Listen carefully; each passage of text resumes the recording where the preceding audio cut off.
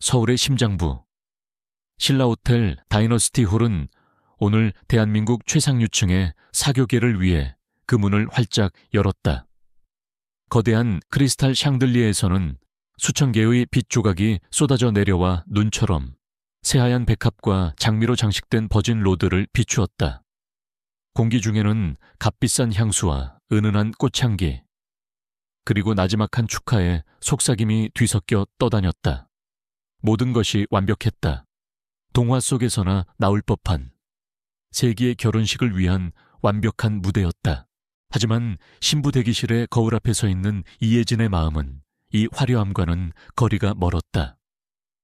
최고급 실크와 수만 개의 진주로 수놓인 베라왕의 드레스는 그녀의 가녀린 몸을 감쌌고, 전문 아티스트의 손길로 완성된 화장은 흠잡을 데 없이 완벽했다. 거울 속의 여인은 낯설었다. 슬픔과 체념을 감춘 채 강철 같은 의지로 버티고 있는 아름다운 인형 같았다. 그녀의 시선은 거울 너머 테이블 위에 놓인 아버지의 제약회사 유진 바이오의 최근 재무보고서에 붉은 숫자들이 아른거리는 듯했다. 평생을 바친 아버지의 꿈, 수백 명 직원의 생계가 이 결혼식에 달려 있었다.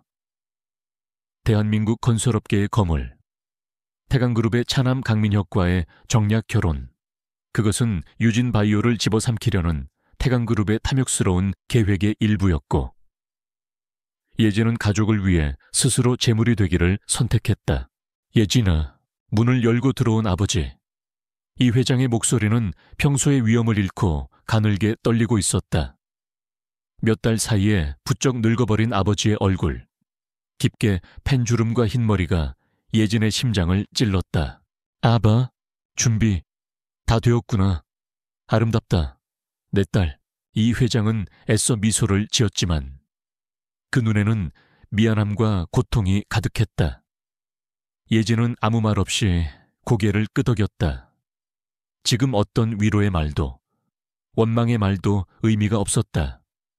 이것은 그녀의 선택이었고 그녀가 감당해야 할 몫이었다. 아버지가 내민 팔에 자신의 손을 얹었을 때 그녀는 차가운 현실의 무게를 느꼈다. 대기실 문이 열리고 웅장한 웨딩 마치에 서곡이 울려 퍼졌다. 하객들의 시선이 일제히 그녀에게 쏟아졌다. 감탄과 부러움, 그리고 약간의 시기가 섞인 시선들이었다. 하지만 예진은 그 무엇도 느낄 수 없었다. 그녀의 눈은 오직 제단 끝에 서 있는 한 남자, 강민혁에게 고정되어 있었다. 훤칠한 키에 값비싼 턱시도를 차려입은 그는 분명 매력적인 남자였다. 하지만 그의 얼굴에는 신부를 맞이하는 기쁨이나 설렘 대신 지루함과 오만함이 서려 있었다. 그는 예진을 향해 잠시 시선을 주었을 뿐, 이내 하객석에 앉아있는 그의 부모님 쪽으로 고개를 돌렸다. 제단으로 향하는 한 걸음 한 걸음이 마치 가시밭길을 걷는 것 같았다. 버진 로드 양옆으로 도열한 하객들의 얼굴이 스쳐 지나갔다. 정재계의 거물들, 유명 연예인들, 그들은 모두 태강그룹의 위세를 보여주는 장식품에 불과했다. 가장 앞줄, 강민혁의 부모가 앉아 있었다. 태강그룹의 총수 강대철 회장은 만족스러운 미소를 띤 채 예진을 훑어보았다. 마치 잘 고른 상품을 감정하는 듯한 그 눈빛의 예진은 속이 메스꺼워졌다. 그의 아내이자 민혁의 어머니인 박 여사는 노골적인 경멸을 담은 눈으로 예진의 머리부터 발끝까지 뜯어보고 있었다. 저 눈빛의 의미를 예진은 잘 알고 있었다. 근본도 없는 집안의 계집애가 감히 우리 가문에. 그때 예진의 시선이 무심코 하객석 뒤편의 한 남자에게 닿았다. 대부분의 하객들이 신부의 아름다움에 감탄하며 수군거리고 있을 때 그는 홀로 다른 곳을 보고 있었다. 그는 신랑 신부나 화려한 장식이 아닌 마치 사냥터의 포식자처럼 강대철 회장 일가를 주시하고 있었다. 완벽하게 몸에 맞는 검은색 정장, 날카로운 턱선과 깊이를 알 수 없는 차가운 눈빛, 그는 주변의 화려함과는 어울리지 않는 고독하고 위험한 기운을 뿜어내고 있었다. 짧은 순간 시선이 마주쳤지만 그는 아무런 감정의 동요 없이 다시 고개를 돌렸다. 예진은 알 수 없는 불안감에 심장이 잠시 멎는 듯했다. 어느새 제단 앞에 도착했다. 아버지는 예진의 손을 강민혁의 손에 넘겨주며 나지막이 속삭였다. 미안하다, 예진아. 예진은 대답 대신 민혁의 차가운 손을 마주 잡았다. 주례사가 시작되었다. 사랑과 헌신, 영원한 약속에 대한 진부한 말들이 공허하게 울려 퍼졌다. 예진은 영혼 없는 인형처럼 서서 주례의 말을 듣고 있었다. 민혁은 간간히 하품을 참는 듯한 표정을 지었다. 이 모든 것이 거대한 연극이라는 것을 모두가 알고 있는 듯했다.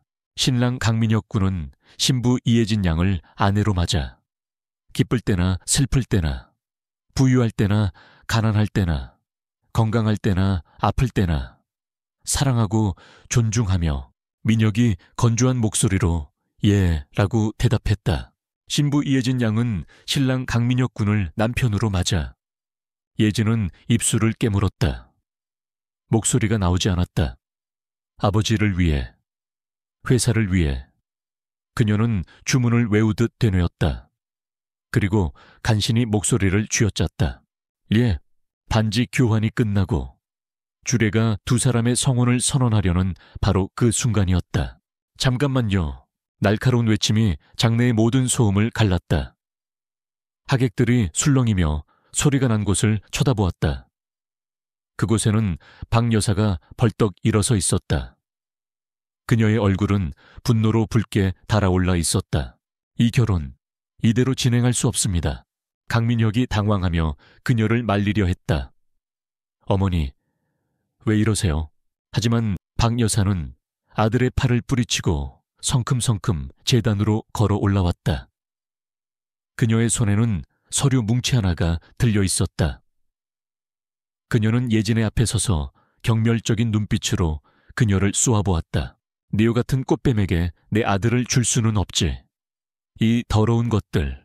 박 여사는 들고 있던 서류 뭉치를 예진의 얼굴을 향해 집어 던졌다. 새하얀 종이들이 눈처럼 흩날리며 예진의 드레스와 바닥으로 떨어졌다.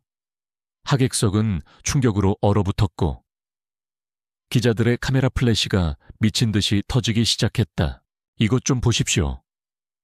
여러분, 유진 바이오가 지금 어떤 상황인지 부도 직전의 회사를 살리겠다고 내 아들을 홀려서 우리 집안에 빨대를 꽂으려는 수작입니다.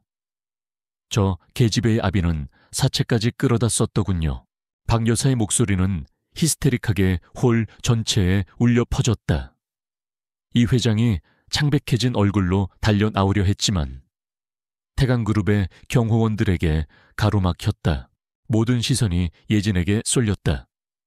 동정, 조롱, 호기심, 그리고 아기가 뒤섞인 수백 개의 눈동자가 비수처럼 그녀에게 박혔다. 예진은 그 자리에서 돌처럼 굳어버렸다. 머릿속이 하얗게 비었고 아무런 생각도 할 수 없었다. 치욕감에 온몸이 불타는 것 같았다. 그녀는 마지막 희망을 담아 옆에 서 있는 남자. 이제 막 그녀의 남편이 될 뻔했던 강민혁을 쳐다보았다. 제발, 제발 이 상황을 막아줘. 당신의 아내를 지켜줘. 하지만 민혁은 그녀의 눈을 피했다. 그는 분노하는 어머니와 차갑게 고개를 끄덕이는 아버지의 얼굴을 번갈아 보았다. 잠시 망설이던 그의 얼굴에 인해 비겁한 결심이 섰다. 그는 주례에게서 마이크를 빼앗아 들었다. 어머니 말씀이 맞습니다. 그 한마디에 예진의 세상이 무너져 내렸다. 이런 집안의 여자와 결혼할 수 없습니다. 오늘 이 결혼은 없던 걸로 하겠습니다. 죄송합니다. 홀은 아수라장이 되었다. 기자들은 무대 위로 몰려들었고 하객들은 믿을 수 없다는 듯 수군거렸다. 강민혁은 단 한 번도 예진을 돌아보지 않고 재단에서 내려가 버렸다. 예진은 그 거대하고 화려한 무대 위에 홀로 남겨졌다. 수천 개의 조명과 수백 개의 카메라 렌즈가 그녀의 무너진 모습을 탐욕스럽게 비추고 있었다. 눈물이 차오르려 했지만 그녀는 이를 악물고 버텼다. 여기서 무너질 수는 없었다. 이들의 조롱거리가 될 수는 없었다. 바로 그때였다. 혼란스러운 인파를 뚫고 한 남자가 성큼성큼 무대 위로 걸어 올라왔다. 태강그룹의 경호원들이 그를 막으려 했지만 그의 서늘한 눈빛과 압도적인 기세에 주춤하며 길을 터주었다. 아까 하객석 뒤편에서 보았던 그 차갑고 위험한 분위기의 남자였다. 그는 아무 말 없이 예진의 앞에 섰다. 그리고는 자신의 몸에 완벽하게 맞던 검은색 재킷을 벗어 속수무책으로 떨고 있는 예진의 어깨에 부드럽게 덮어주었다. 재킷에서는 낯설지만 안정감을 주는 남자의 체취가 느껴졌다. 그의 행동은 그녀를 기자들의 무자비한 플래시와 하객들의 탐색적인 시선으로부터 가려주는 단단한 방패가 되어주었다. 예진이 충격받은 눈으로 그를 올려다보았다. 남자는 여전히 무표정했다. 하지만 그 깊이를 알 수 없는 눈동자 속에서 아주 희미한 연민과 분노가 뒤섞인 감정이 스쳐 지나가는 것을 예진은 보았다. 그가 나지막하고 단단한 목소리로 말했다. 그 목소리는 이 모든 소란을 잠재우는 힘이 있었다.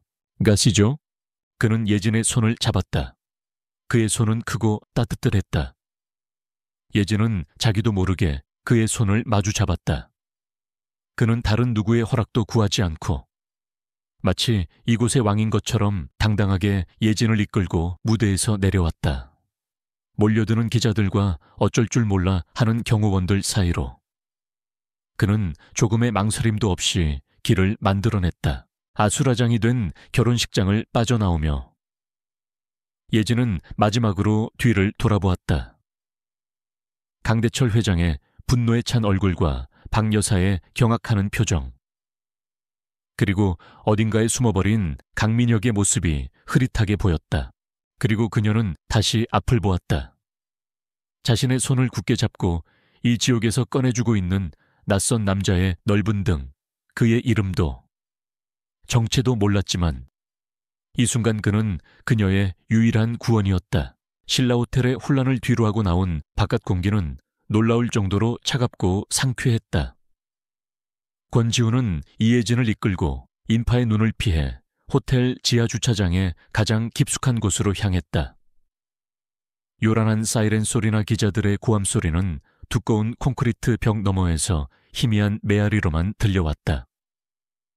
그가 리모컨 버튼을 누르자 어둠 속에서 번쩍이며 헤드라이트를 켠 것은 화려한 스포츠카가 아닌 눈에 띄지 않는 검은색 제네시스 G교시 세단이었다. 방탄 기능이라도 있을 법한 묵직하고 단단해 보이는 차였다. 그는 말없이 뒷좌석 문을 열어주었다. 예진은 잠시 망설였지만 그의 재킷이 주는 온기와 그의 단호한 눈빛에 이끌려 기계적으로 채 올랐다. 육중한 문이 닫히는 순간 바깥 세상의 모든 소음이 완벽하게 차단되었다. 마치 깊은 물속으로 잠기는 듯한 정적이 찾아왔다.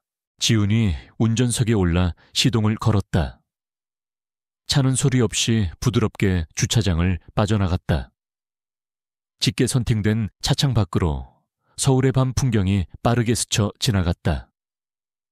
화려한 넌사인, 거리를 오가는 사람들, 모든 것이 비현실적인 영화의 한 장면처럼 느껴졌다.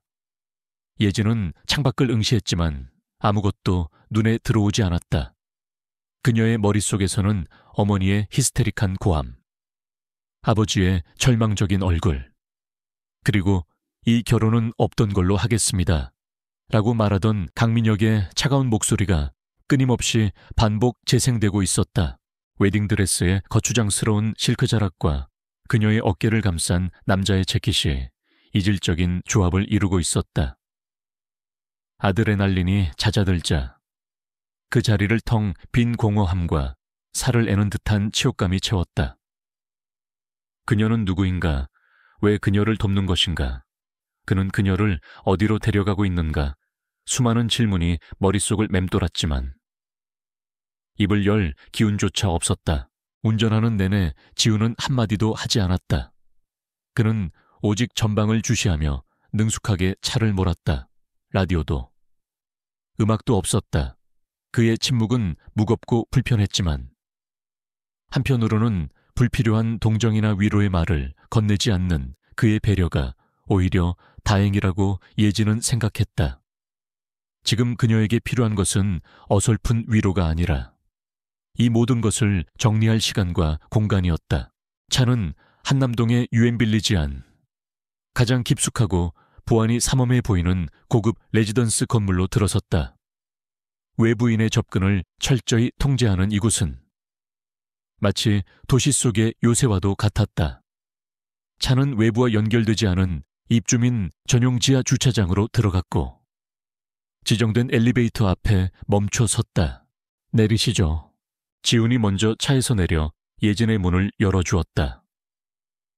예진은 여전히 꿈속을 헤매는 사람처럼 그의 뒤를 따랐다. 전용 엘리베이터는 카드키 없이는 작동하지 않았고 최고층인 펜트하우스로 직행했다. 띵하는 소리와 함께 문이 열리자 압도적인 공간이 눈앞에 펼쳐졌다. 거실 전체가 통유리로 되어 있어 한강과 서울의 야경이 파노라마처럼 펼쳐지는 숨막히게 아름다운 곳이었다. 하지만 내부는 모델하우스처럼 차갑고 비어 있었다. 최고급 가구들이 최소한으로 배치되어 있었지만 사람의 온기나 생활의 흔적은 전혀 느껴지지 않았다. 이곳은 집이라기보다는 잘 꾸며진 임시 대피소나 비밀스러운 작전 본부 같았다. 우선은 여기서 지내십시오. 외부에는 알려지지 않은 안전한 곳입니다. 지훈이 낮은 목소리로 말했다. 그는 예진에게 게스트룸으로 보이는 방을 안내했다. 방 안에는 침대와 작은 옷장뿐. 역시나 개인적인 물건은 하나도 없었다. 샤워실은 저쪽입니다. 갈아입을 옷은 옷장 안에 준비해뒀습니다. 그의 목소리는 감정 없이 사무적이었다. 예진은 그제야 정신을 차리고 그를 마주보았다. 누구세요? 그녀의 목소리는 스스로 듣기에도 놀라울 정도로 갈라져 나왔다. 왜 저를 도와주신 거죠? 그리고 여긴 어디고요? 지우는 예진의 질문에 즉답을 피했다. 그는 잠시 그녀의 눈을 응시했다. 그의 눈은 너무 깊어서 그 속을 읽을 수가 없었다. 질문은 나중에 해도 늦지 않습니다. 지금 이예진 씨에게 필요한 건 휴식입니다. 그는 그렇게 말하고는 그녀에게 혼자만의 시간을 주려는 듯 조용히 방을 나가 거실로 향했다. 문이 닫히자 예진은 그 자리에 주저앉았다. 팽팽하게 버티고 있던 마지막 끈이 끊어진 것 같았다. 그녀는 거추장스러운 웨딩드레스를 벗어 던졌다. 수천만 원짜리 드레스가 힘없이 바닥에 구겨졌지만 그녀는 신경 쓰지 않았다. 옷장에는 새 것으로 보이는 회색 트레이닝복 상하이가 단정하게 개어져 있었다.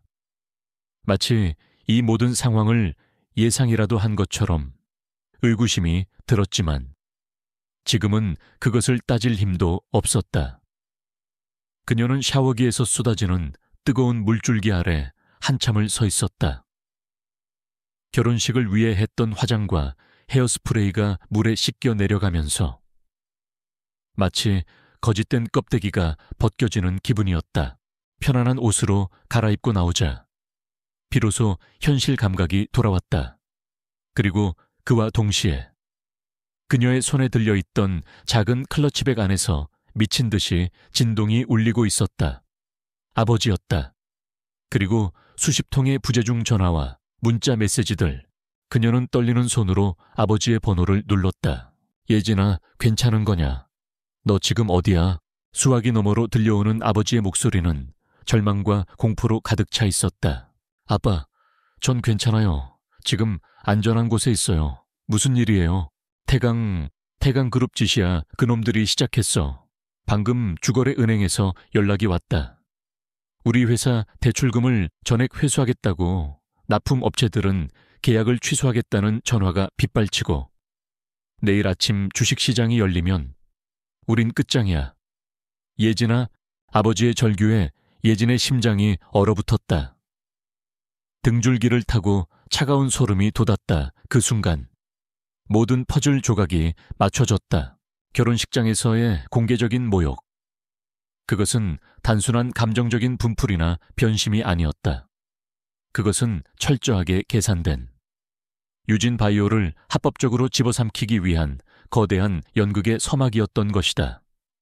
신부와 그 가족을 파렴치한 사기꾼으로 만들어 여론의 동정을 차단하고 재정 위기를 대대적으로 폭로하여 회사의 신용도를 바닥으로 떨어뜨린다. 그리고 채권단과 투자자들이 빠져나간 틈을 타 헐값에 회사를 인수한다. 피해자인 척하며 뒤로는 가장 잔인한 방식으로 사냥을 하는 것. 강대철 회장의 치밀하고 악랄한 수법이었다. 분노가 치밀어 올랐다. 슬픔이나 치욕감이 아니었다. 뼈 속까지 시린 차가운 분노였다. 자신을 제물로 바쳐서라도 지키고 싶었던 가족과 회사가 한낱 사냥감으로 취급당했다는 사실에 대한 참을 수 없는 분노. 예진의 눈빛이 달라졌다. 절망에 빠진 희생자의 눈이 아니었다. 적의 목을 물어뜯을 준비가 된 부상당한 맹수의 눈빛이었다. 그녀는 방을 나와 거실로 향했다. 권지우는 여전히 그 자리에 거대한 통유리창 앞에 서서 서울의 야경을 내려다보고 있었다. 도시의 불빛이 그의 실루엣을 비추고 있었지만 그는 그 빛보다 더 깊은 어둠 속에 서 있는 것 같았다. 예진은 그의 앞에 섰다. 아까와는 다른 단단하고 날카로운 목소리로 그에게 물었다. 당신 대체 누구죠? 그녀의 목소리에는 더 이상 두려움이 없었다. 대신 모든 것을 꿰뚫어 보려는 듯한 예리함이 담겨 있었다. 오늘 결혼식장에서 일어날 모든 일을 당신은 알고 있었습니까? 지훈이 천천히 몸을 돌려 그녀를 마주보았다.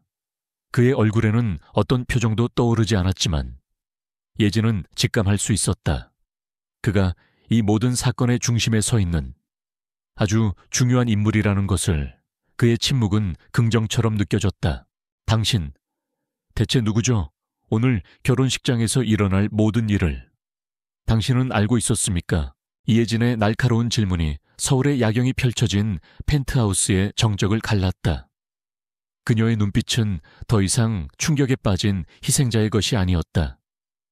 모든 것을 꿰뚫어 보려는 듯한 차가운 이성과 분노가 담겨 있었다. 권지우는 그녀의 직설적인 질문에도 동요하지 않았다. 그는 천천히 그녀에게서 등을 돌려 거실 한쪽에 있는 빌트인 와인셀러로 걸어갔다. 그러나 그가 꺼낸 것은 와인이 아니었다. 그는 매끄러운 검은색 패널을 터치했고 벽의 일부가 소리 없이 열리며 위스키와 크리스탈 잔들이 모습을 드러냈다. 그는 잔 2개와 싱글 몰트 위스키 1병을 꺼내 바 테이블에 놓았다. 그의 모든 움직임은 군더더기 없이 절제되어 있었고 그 침착함이 오히려 예진의 신경을 더욱 날카롭게 만들었다. 그는 얼음도 없이 잔의 황금빛 액체를 따랐다. 그리고는 잔 하나를 그녀 쪽으로 밀어주었다. 마시진 않아도 좋습니다. 그냥 들고만 있어도 때로는 도움이 되니까. 그의 낮은 목소리가 울렸다. 그는 자신의 잔을 들어 가볍게 입술을 축인 후 비로소 예진의 질문에 대답했다. 알고 있었습니다. 정확히는 예상하고 있었습니다. 강대철 회장은 언제나 최악의 수를 두는 자니까. 그의 대답은 예진의 의심을 확신으로 바꾸었다. 그녀는 그가 내민 잔을 거들떠보지도 않고 한 걸음 더 다가섰다. 예상했다고요. 그렇다면 당신은 대체. 지우는 더 이상 말을 돌리지 않았다. 그는 입고 있던 수트 안주머니에서 작고 검은 가죽 지갑을 꺼냈다. 그리고 그것을 열어 예진에게 보여주었다. 그 안에는 그의 사진과 함께 선명한 글씨가 박혀 있었다. 국가정보원 해외 산업정보분석실 특수수사팀장 권지훈, 국가정보원. NEAS. 대한민국의 그림자 속에서 움직이는 최고 정보기관. 예진은 순간 숨을 삼켰다. 눈앞의 남자가 평범한 사람이 아니라는 것은 짐작했지만 이 정도일 줄은 몰랐다. 결혼식장에서의 그의 알 수 없는 행동, 경호원들도 섣불리 막지 못했던 위압감, 그리고 이 완벽하게 안전한 은신처까지 모든 조각들이 한순간에 맞춰졌다. 믿기 어렵겠지만 사실입니다. 지훈이 담담하게 말했다. 그리고 이예진 씨, 당신의 결혼식은 처음부터 우리 팀의 주요 감시 대상이었습니다. 충격이 가시자 예진의 명석한 두뇌가 빠르게 회전하기 시작했다. 국정원이 왜 일개 기업의 결혼식을 감시하죠? 태강그룹 때문입니까? 정확합니다. 지훈은 그녀를 창가 옆에 놓인 소파로 이끌었다. 도시의 불빛이 두 사람의 얼굴 위로 복잡한 그림자를 드리웠다. 그는 마치 오랫동안 준비한 브리핑을 시작하는 것처럼 입을 열었다. 우리는 지난 3년간 강대철 회장과 태강그룹을 추적해왔습니다. 시작은 단순한 탈세와 비자금 조성 혐의였죠. 하지만 파고들수록 거대한 부패의 왕국이 모습을 드러냈습니다. 정관계 로비, 불법 자금 세탁, 경쟁사 탄압, 그는 법 위에 군림하는 괴물이었습니다. 그는 잠시 말을 멈추고 예진의 반응을 살폈다. 그녀는 아무 말 없이 그의 다음 말을 기다리고 있었다. 그녀의 침착함에 그는 내심 놀랐다. 강 회장의 수법은 늘 같았습니다. 성장 가능성이 있는 중소기업을 찾아낸 뒤 온갖 수단을 동원해 재정 위기에 빠뜨립니다. 그리고 구원자인 척 나타나 헐값에 집어삼키죠. 수많은 기업들이 그렇게 그의 제국에 흡수되었습니다. 유진 바이오도 그중 하나가 될 뻔한 거고요. 우리 회사가 재정 위기를 겪은 게 태강의 소행이었을 수도 있다는 말인가요? 가능성이 높습니다. 그들은 당신의 아버지가 무리한 설비 투자를 하도록 유도했을 겁니다. 거짓된 정보와 장밋빛 전망을 흘려서 말이죠. 그리고 결정적인 순간에 자금줄을 끊어버린 겁니다. 강대철 회장이 가장 즐겨 쓰는 사냥 방식입니다. 예진은 입술을 깨물었다. 아버지의 고뇌하던 얼굴이 떠올랐다. 무능해서가 아니었다. 너무나 교활한 덫에 걸렸던 것이다. 하지만 왜죠? 건설회사가 왜 제약회사를... 유진 바이오는 지금 껍데기뿐인데 바로 그 지점에서 지훈의 눈빛이 날카롭게 빛났다. 그게 바로 강대철이 이 모든 연극을 벌인 진짜 이유입니다. 이예진 씨, 유진 바이오의 가치는 재무제표에 있지 않습니다. 당신의 아버지가 최근 개발에 성공한 신약 기술 셀렉시아에 있습니다. 그는 테이블 위에 놓인 태블릿 PC를 켜서 화면을 예진에게 보여주었다. 화면에는 셀렉시아의 분자 구조와 임상 실험 결과 데이터가 떠 있었다. 차세대 세포 재생 치료제, 인류의 수명을 연장하고 현재의 기술로는 치료가 불가능한 여러 질병을 정복할 수 있는 열쇠. 이 기술의 잠재적 가치는 수백조 원에 이릅니다. 강대철은 이 기술을 손에 넣어 바이오 산업에 진출하고 태강을 지금과는 비교도 할 수 없는 거대 기업으로 만들려 했던 겁니다. 이제야 모든 것이 명확해졌다. 결혼은 그 기술을 가장 깨끗하게 손에 넣기 위한 수단이었다. 사위가 되어 회사를 합병하고 법적으로 기술의 소유권을 장악한 뒤 이씨 일가를 껍데기만 남은 회사와 함께 벌인다. 오늘 결혼식장에서의 모욕은 만약의 경우를 대비한 플랜 B였을 뿐이다. 합병이 순조롭지 않을 경우 공개적으로 망신을 주어 회사를 파산시킨 뒤 채권단으로부터 기술과 특허를 헐값에 사들이려는 잔인한 계획. 예진의 머릿속에서 모든 정보가 재구성되었다. 분노와 함께 차가운 이성이 솟아올랐다. 그녀는 더 이상 감정에 휘둘리지 않았다. 왜 진작 개입하지 않았죠? 이 모든 걸 알고 있었다면. 결혼식이 열리기 전에 막을 수도 있었을 텐데요. 그녀의 질문은 날카로운 비수 같았다. 지우는 그 비난을 피하지 않고 정면으로 받았다. 강대철은 뱀처럼 교활합니다.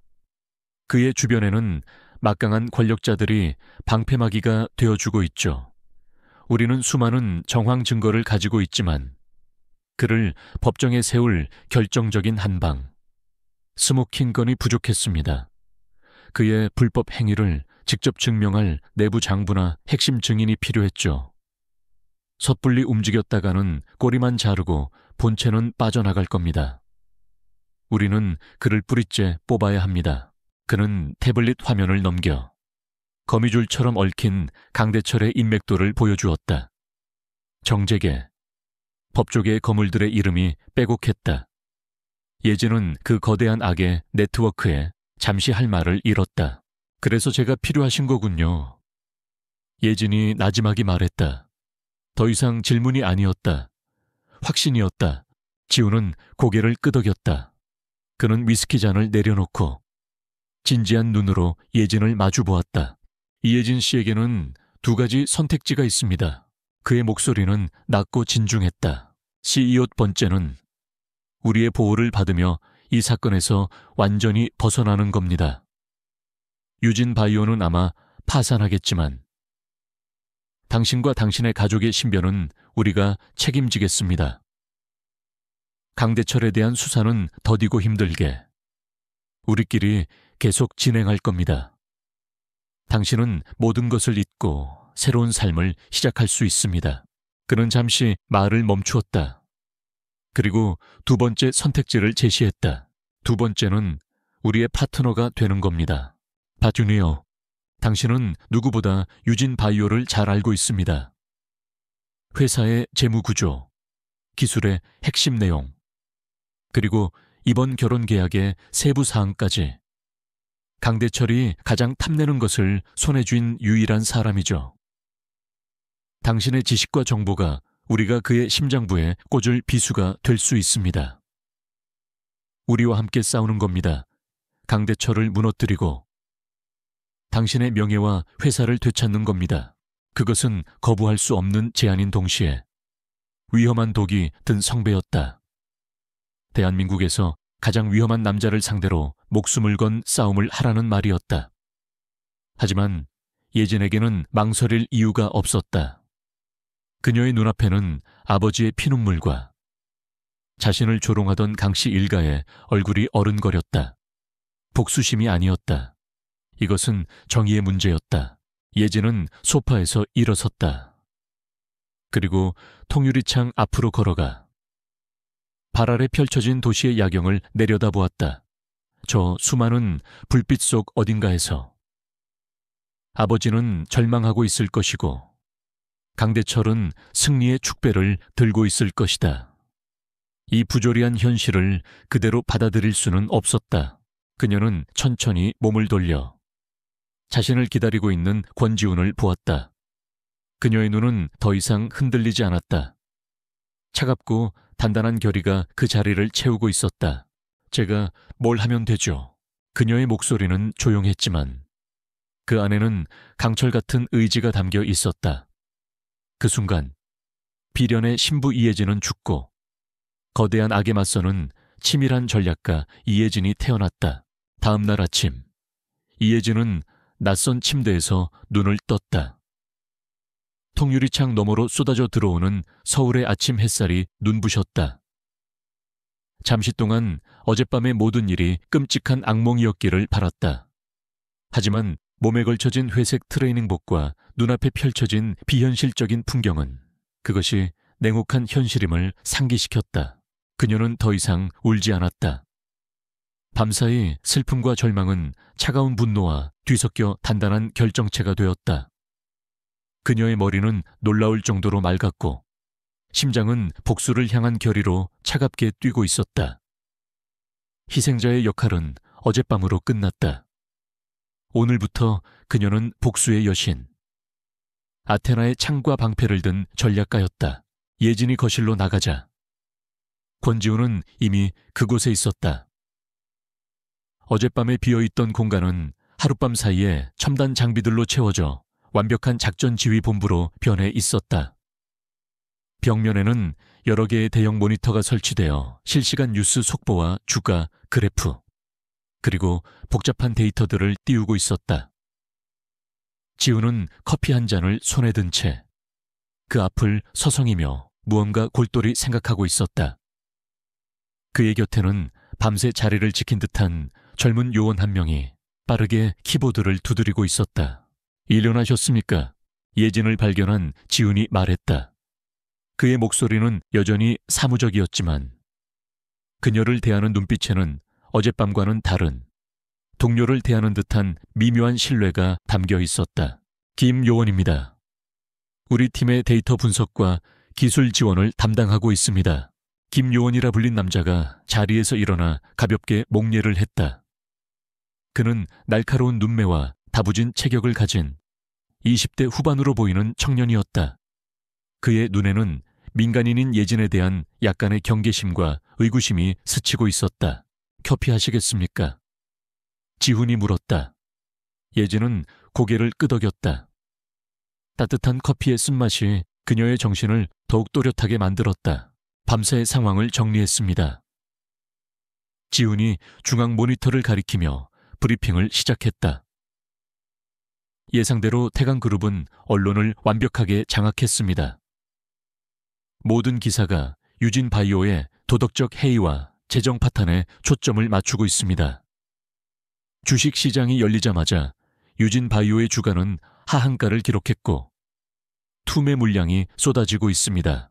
모니터에는 추락하는 주가 그래프와 함께 사기 결혼 논란, 부도덕한 기업 유진바이오 같은 자극적인 제목의 기사들이 가득했다. 강대철 회장은 오늘 오후 긴급 이사회를 소집해 유진바이오에 대한 적대적 M&A를 공식 선언할 계획입니다. 여론을 등에 업고 채권단을 압박해 단숨에 회사를 집어삼킬 속셈이죠. 김 요원이 회의적인 목소리로 덧붙였다. 솔직히 말씀드리면 현재 상황에서 저희가 개입할 명분이 부족합니다. 표면적으로는 합법적인 기업 활동으로 보이니까요. 뒤에서 어떤 공작이 있었는지 증명하기 전까지는 그의 말은 사실이었다. 지금 유진바이오는 바람 앞에 등불이었다. 그러나 예진의 얼굴에는 두려움이 없었다. 오히려 그녀의 눈은 차갑게 빛나고 있었다. 제가 한번 볼 수 있을까요? 예진은 커피 잔을 내려놓고 지휘본부의 중앙, 거대한 스마트 테이블로 다가갔다. 그녀의 말에 지훈과 김요원의 시선이 집중되었다. 유진바이오와 태강그룹이 이번 결혼 및 인수 합병을 위해 준비했던 모든 계약서와 재무실사 자료, 회의록을 전부 띄워주세요. 원본 그대로. 한 글자도 빠짐없이. 김요원은 잠시 지훈의 눈치를 살폈다. 지훈이 고개를 끄덕이자 그는 빠르게 데이터를 전송했다. 곧 스마트 테이블 위로 수백 페이지에 달하는 복잡한 문서들이 펼쳐졌다. 그 순간부터 이혜진은 다른 사람이 되었다. 그녀는 손가락으로 화면을 빠르게 넘기며 엄청난 양의 정보를 스펀지처럼 흡수하기 시작했다. 그녀의 눈은 날카로운 스캐너처럼 숫자의 행렬과 법률 용어 사이를 오갔다. 때로는 특정 조항을 확대해 골똘히 들여다보았고, 때로는 여러 문서를 동시에 비교하며 연결고리를 찾아냈다. 김요원의 표정은 처음의 의구심에서 점차 놀라움으로, 그리고 경외감으로 변해갔다. 예진은 단순히 문서를 읽는 것이 아니었다. 그녀는 문서들 속에 숨겨진 강대철 회장의 의도와 함정, 그리고 역으로 이용할 수 있는 허점을 찾아내고 있었다. 가갔어요. 1시간쯤 지났을까. 예진이 나지막이 말했다. 그녀는 한 계약서의 특정 부분을 가리켰다. 인수 합병 예비 계약서 제7조 3항. 인수 대상 기업의 우발 부채나 공개되지 않은 법적 분쟁 발생 시 태강그룹은 계약을 파기하거나 인수 조건을 재협상할 권리를 가진다. 강대철 회장이 안전장치로 넣은 독소 조항이죠. 그게 왜 허점이죠? 오히려 태강에게 유리한 조항 아닙니까? 김 요원이 물었다. 표면적으로는요. 예진의 입가에 차가운 미소가 걸렸다. 하지만 이 조항은 반대로도 해석할 수 있어요. 만약 유진바이오가 셀렉시아 특허 기술을 해외 기업에 매각하는 협상을 비밀리에 진행하고 있었다면, 그리고 그 사실이 지금 이 시점에 우연히 언론에 터져 나온다면 이건 태강에게 공개되지 않은 법적 분쟁 소지가 있는 사안이 됩니다. 강대철은 이 조항 때문에 섣불리 적대적 인수를 강행할 수 없게 되죠. 국제 특허 분쟁에 휘말릴 위험을 감수해야 하니까요. 하지만 실제로 그런 협상을 진행한 적이 없지 않습니까? 그러니까 지금부터 만들면 되죠. 예진이 단호하게 말했다. 권 팀장님, 해외에 유령 회사를 하나 만들고 신뢰할 수 있는 국제 특허 전문 로펌을 선임할 수 있나요? 우리가 유진바이오의 기술을 노리는 가상의 경쟁자를 만드는 겁니다. 시간만 벌 수 있다면 판을 뒤집을 수 있어요. 지훈의 눈이 빛났다. 그는 예진의 대담한 발상에 감탄했다. 이것은 방어가 아니었다. 허를 찌르는 역공이었다. 가능합니다. 즉시 조치하겠습니다. 예진의 전략은 거기서 그치지 않았다. 그녀는 아버지에게 전화를 걸었다. 절망에 빠진 아버지를 상대로. 그녀는 모든 감정을 억누른 채 지시를 내렸다. 아빠, 제 말 잘 들으세요. 지금 당장 법원에 기업 회생 절차, 즉 법정 관리를 신청하세요. 뭐라고 예진아? 그건 항복하라는 거냐? 아니요. 항복이 아니라 전략적 후퇴예요. 법정 관리에 들어가면 모든 채무가 동결되고 태강도 당분간 회사 자산에 함부로 손을 댈 수 없게 돼요. 우리가 방역할 시간을 벌어줄 유일한 방법이에요. 저를 믿으세요. 아빠, 그녀는 아버지를 설득하고 동시에 충성스러운 소수의 임직원들에게 비밀리에 연락해 핵심 연구 자료와 데이터를 안전한 곳으로 옮기도록 지시했다. 모든 지시를 마친 후 예진은 마지막이자 가장 어려운 수를 둘 준비를 했다. 그녀는 휴대폰을 들어 강민혁의 번호를 눌렀다. 신호가 몇 번 울리고 마지못해 받는 듯한 그의 목소리가 들려왔다. 왜 전화했어? 예진은 심호흡을 했다. 그리고 세상에서 가장 상처받고 연약한 여자의 목소리로 연기를 시작했다. 민혁 씨, 저 예진이에요. 그녀의 목소리는 금방이라도 울음이 터질 것처럼 가늘게 떨렸다. 미안해요. 다 제 잘못이에요. 우리 아빠가. 회사가 그렇게 어려운 줄 정말 몰랐어요. 민혁 씨를 속이려던 건 아니었어요. 수화기 너머에서 민혁이 잠시 침묵했다. 예진의 연기에 그의 마음이 조금은 흔들리고 있는 것이 느껴졌다. 이제 와서 그런 말이 무슨 소용이야. 알아요. 하지만 이렇게 끝낼 수는 없잖아요. 마지막으로 한 번만 만나서 얘기하고 싶어요. 얼굴 보고 사과하고 싶어요. 제발요. 민혁 씨, 그녀는 애원했다. 자존심은 사치였다. 지금은 적을 속이고 정보를 얻어내는 것이 더 중요했다. 그녀의 목표는 강민혁을 흔들어 강대철 회장과의 사이에 균열을 만드는 것이었다. 그는 약한 남자였고 죄책감이라는 감정을 이용하면 충분히 조종할 수 있을 터였다. 그러니까 다시 보게 민혁은 그렇게 말하고 전화를 끊었다. 예진은 통화가 종료된 후에도 한동안 휴대폰을 귀에 댄 채 서 있었다. 그리고 천천히 휴대폰을 내려놓았을 때 그녀의 얼굴에서 비련의 여주인공의 모습은 온데간데 없이 사라졌다.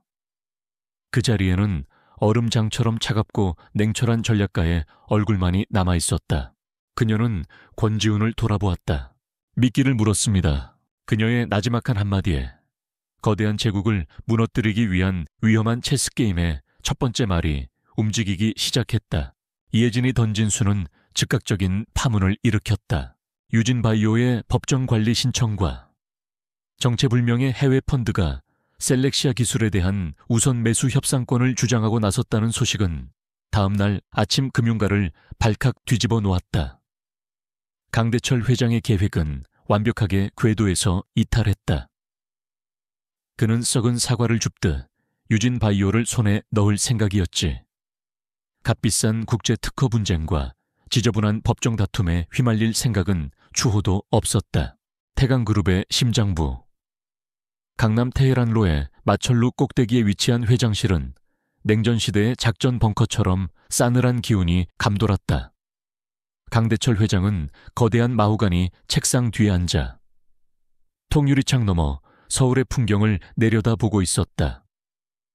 그의 얼굴은 평소의 오만함 대신 사냥감을 눈앞에서 놓친 늙은 사자의 분노로 일그러져 있었다. 이게 대체 어떻게 된 일이야? 그의 고함에 앞에 서 있던 비서실장과 법무팀장이 어깨를 움츠렸다. 법정관리는 예상치 못했습니다. 회장님, 이 회장이 그런 결단을 내릴 위인이 아닌데 해외 펀드는 또 뭐고 어디서 굴러먹던 게 뼈다귀 같은 놈들이 감히 내 밥상에 숟가락을 얹어. 강 회장은 손에 들고 있던 크리스탈 잿더리를 벽난로를 향해 집어 던졌다. 쨍그랑 타는 파열음과 함께 최고급 크리스탈이 산산조각 났다. 이 모든 게 그 계집의 짓이야. 강 회장의 목소리는 얼음처럼 차가워졌다. 그는 직감적으로 알 수 있었다. 절망에 빠져 허우적거려야 할 이 회장이나 세상 물정 모르는 풋내기 이혜진이 꾸밀 수 있는 판이 아니었다.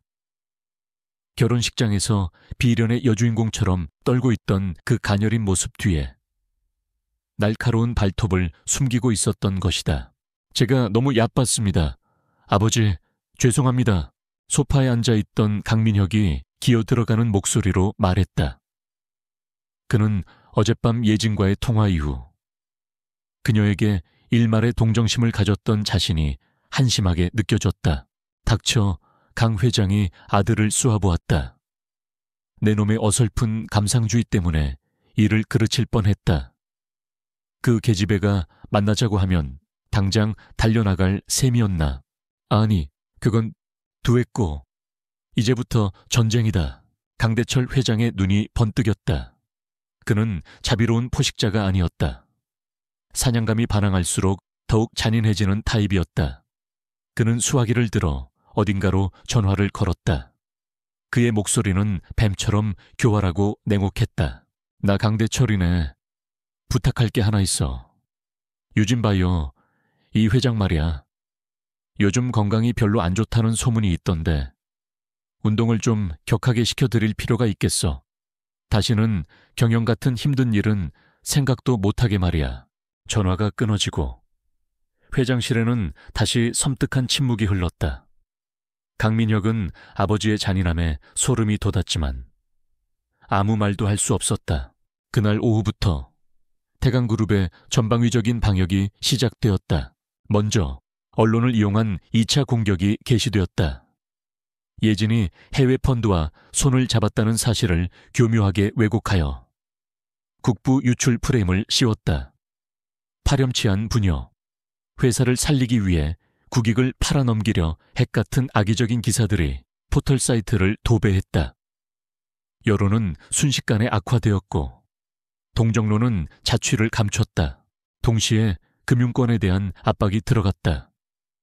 태강그룹의 영향력 아래에 있는 모든 은행과 증권사들이 유진 바이오는 물론 이 회장 개인과 관련된 모든 계좌를 동결시켰다. 당장 병원비를 내야 할 돈도 변호사를 선임할 비용도 묶여버렸다. 예진과 그녀의 아버지는 하루아침에 금융계의 미아가 되었다. 그리고 마침내 가장 비열하고 물리적인 공격이 자행되었다. 그날 밤 이 회장은 변호사 사무실에서 늦게까지 법정관리 신청 서류를 준비하고 집으로 돌아가던 길이었다. 인적이 드문 골목길. 갑자기 나타난 검은색 승합차가 그의 차를 가로막았다. 차에서 내린 건장한 남자 2명은 마스크로 얼굴을 가린 채였다. 그들은 다짜고짜 이 회장을 차에서 끌어내 무자비하게 폭행하기 시작했다. 다신 헛된 꿈 꾸지 마. 내 딸년한테도 전해. 쥐새끼는 쥐새끼답게 살아야지. 그들은 이 회장의 다리를 집중적으로 공격했다. 비명소리와 둔탁한 가격음이 밤의 정적을 갈랐다. 그들은 이 회장이 의식을 잃고 쓰러진 것을 확인하고 나서야 유유히 사라졌다. 예진은 권지훈의 펜트하우스에서 이 모든 소식을 접했다. 김 요원이 해킹한 CCTV 화면 속에서 아버지가 길바닥에 쓰러져 있는 모습을 본 순간 그녀의 세상이 다시 한번 무너져 내렸다. 피가 거꾸로 솟고 숨이 막혔다. 그녀는 비명을 지르며 모니터를 향해 달려들 뻔했다. 안 됩니다. 권지훈이 그녀의 팔을 붙잡아 막아섰다. 그의 손은 강철처럼 단단했다. 이게 그들의 방식입니다. 이성을 잃으면 지는 겁니다. 그의 목소리는 냉정했지만 예진을 붙잡은 그의 눈동자는 분노로 불타고 있었다. 저들을 당장 잡아넣어야 해요. 증거도 있잖아요. 예진이 절규했다. 청부폭력의 말단들일 뿐입니다. 잡아넣어도 며칠이면 풀려날 테고 윗선은 절대 불지 않을 겁니다. 강대철은 꼬리를 남기지 않아요. 지우는 그녀를 소파에 앉혔다.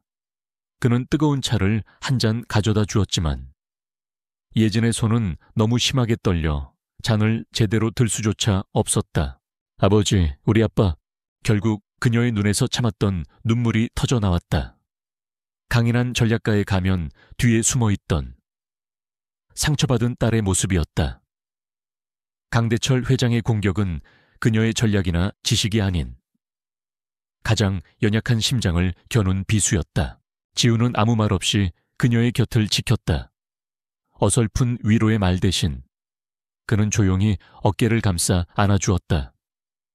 그의 단단한 팔에서 전해져 오는 천이 이 미쳐버릴 것 같은 현실 속에서 유일한 버팀목처럼 느껴졌다. 한참을 울던 예진은 천천히 고개를 들었다.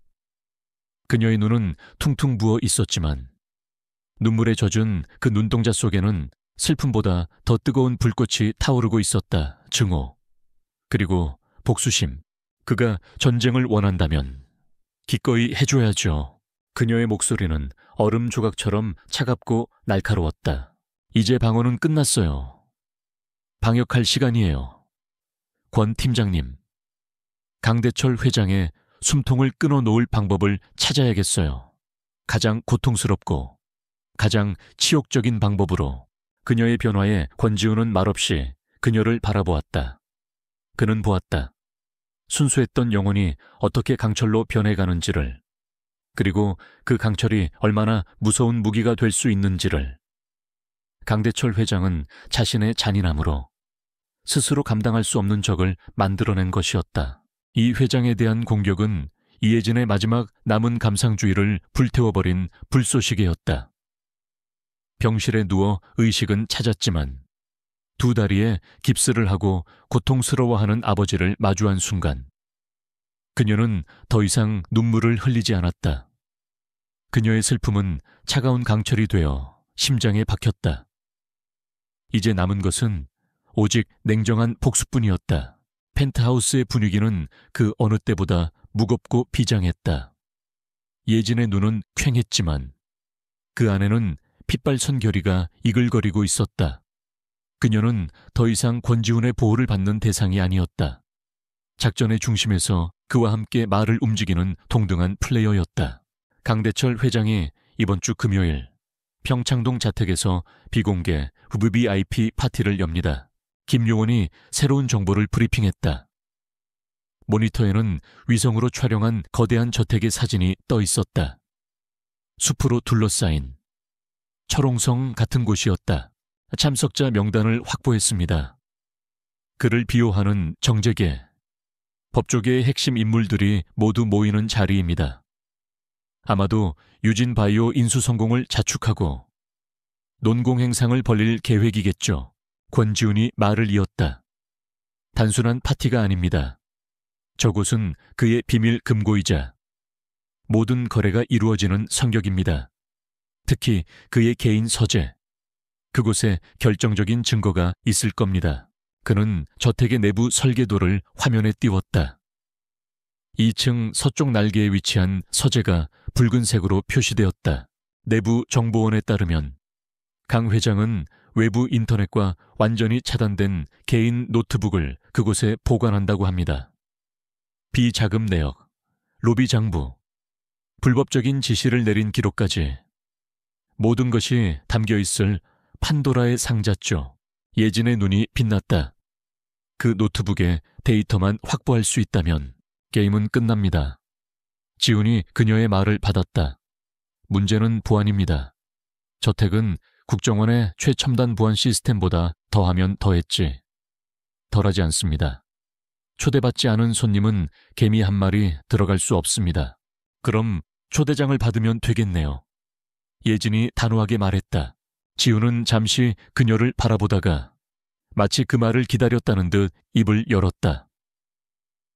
방법이 하나 있습니다. 저에게는 몇 년 전부터 관리해온 위장 신분이 하나 있습니다. 해외에서 활동하는 베일에 쌓인 재력가. 제임스 권. 강 회장은 그의 막대한 자금력을 탐내고 있고 이번 파티에 그를 초대했습니다. 하지만 문제가 있습니다. 김 요원이 끼어들었다. 제임스 권은 공식적인 자리에 항상 파트너와 동행하는 것으로 알려져 있습니다. 혼자 참석하면 의심을 살 겁니다. 순간 세 사람 사이에 침묵이 흘렀다. 예진은 그 침묵의 의미를 즉시 알아차렸다. 그녀가 그 파트너 역할을 해야 한다는 것을 대한민국에서 가장 위험한 남자들의 소굴에, 호랑이 굴에 제 발로 걸어 들어가야 한다는 뜻이었다. 두려움이 없었다면 거짓말이다. 하지만 아버지의 고통스러운 얼굴이 떠오르자 두려움은 곧바로 투지로 바뀌었다. 제가 가겠습니다. 그녀의 목소리에는 한치의 망설임도 없었다. 파티가 열리는 금요일 저녁. 펜트하우스는 할리우드 영화의 분장실처럼 분주했다. 권지훈이 부른 전문가들이 예진을 완벽한 상류층 사교계의 꽃으로 변신시키고 있었다. 결혼식의 순백색 드레스가 순결과 희생의 상징이었다면 이날 그녀가 입은 드레스는 복수와 유혹의 상징이었다. 깊고 짙은 사파이어 블루 색상의 실크 드레스는 그녀의 몸을 따라 흐르며 우아한 곡선을 만들어냈고 등은 과감하게 파여 있었다. 목에는 다이아몬드 목걸이가 차가운 빛을 발했다. 전문가의 손길로 완성된 메이크업은 그녀의 얼굴에서 연약함을 지우고 고혹적이면서도 서늘한 아름다움을 극대화했다. 거울 앞에 선 자신의 모습을 보며 예진은 낯설면서도 묘한 희열을 느꼈다. 이것은 연기였다. 그녀의 아름다움은 적의 경계심을 무너뜨릴 가장 강력한 무기였다. 그때 방문이 열리고 권지훈이 들어왔다. 평소에 절제된 요원의 모습은 온데간데 없었다. 최고급 원단으로 제작된 턱시도는 그의 넓은 어깨와 다부진 체격을 완벽하게 드러냈고 머리는 깔끔하게 넘겨져 있었다. 그는 마치 다른 사람처럼 보였다. 차갑지만 거부할 수 없는 매력을 지닌 어둠의 왕자 같았다. 두 사람의 시선이 허공에서 마주쳤다. 잠시 동안 그들은 임무도 복수도 잊은 채 서로의 달라진 모습을 낯설게 바라보았다. 지훈의 무표정한 얼굴에 아주 희미한 감탄의 빛이 스쳐 지나갔다. 예진 역시 그의 모습에 심장이 잠시 멈칫하는 것을 느꼈다. 준비됐습니까? 지훈이 먼저 침묵을 깼다. 그의 목소리가 둘을 현실로 되돌려 놓았다. 작전 계획을 최종 브리핑하겠습니다. 김 요원이 그들에게 소형 장비들을 건넸다. 팀장님의 커프스는 초소형 도청 장치입니다. 파티장 내부의 대화를 실시간으로 전송할 겁니다. 이예진 씨의 클러치백입니다. 이 안에 담긴 화장품 케이스는 위장된 데이터 복제 장치입니다. 노트북에 연결하고 버튼을 누르면 10분 안에 하드디스크 전체를 복사할 수 있습니다. 그들은 저택의 보안 시스템, 경비원들의 교대 시간, CCTV의 사각지대를 다시 한번 숙지했다. 모든 것이 완벽하게 계산되어 있었다. 하지만 계획은 계획일 뿐. 실전은 언제나 변수로 가득한 법이다. 검은색 마이바흐 차량이 평창동 저택의 화려한 철문 앞에 멈춰 섰다. 삼엄한 신원 확인 절차를 거친 후에야 차는 안으로 들어설 수 있었다. 눈앞에 펼쳐진 저택은 궁전과도 같았다. 정원에는 눈부신 조명이 켜져 있었고 실내에서는 클래식 음악이 은은하게 흘러나오고 있었다. 차에서 내리는 순간 지우는 자연스럽게 예진의 허리에 손을 둘렀다. 그의 손길에 예진의 몸이 순간 굳었지만 그녀는 곧이어 그의 팔에 자신의 팔을 감으며 연기를 시작했다. 그들은 완벽한 한 쌍의 연인이었다. 파티장은 부패한 권력의 냄새로 가득했다. 샴페인 잔을 부딪히며 나누는 대화 속에는 은밀한 거래와 추악한 음모가 뒤섞여 있었다.